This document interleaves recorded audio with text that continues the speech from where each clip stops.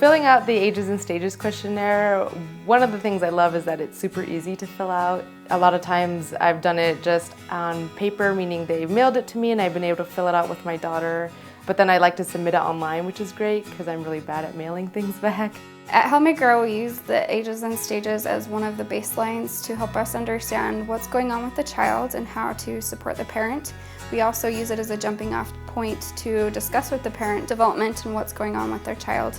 And then it's also a basis for us to do resourcing. So we can help identify questions parents didn't know they had, and then we also use it as a chance to teach the parents skills they need and use the activities that come along with the ASQ to help promote development.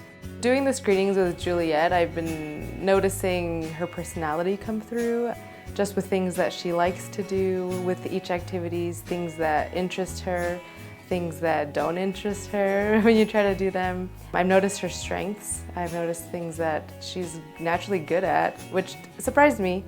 I didn't really know you could see that in a little baby, just things that they're naturally good at and things that they're not, but that we can try. So through the screenings, I've been able to just see the different ranges of her development.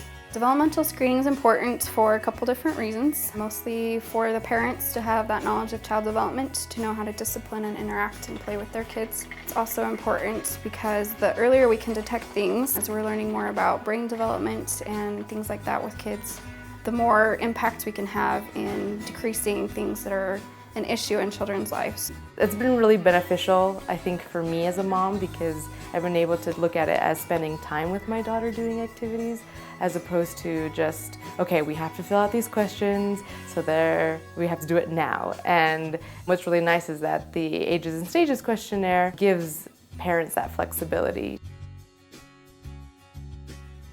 And they can complete it by answering yes, no, or sometimes to the questions. And there's developmental activities. And if the child is performing the skill, then they answer yes. If the child is sometimes performing a skill or it's a new emerging skill for the child, they mark sometimes. And if they have not seen the child do it, then they mark no. We want the parents to do that with the kids.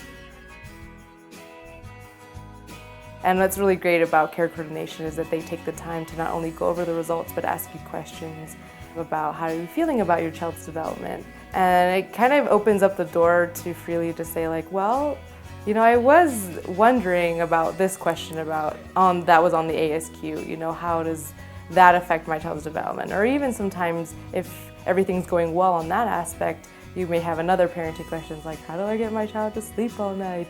And so what's really great is that they take the time to go over what you just filled out, the ages and stages questionnaire, talk to you about your child's development, celebrate the strengths that they're showing, but then also show concern when there's times that maybe some of the scores aren't what you expected.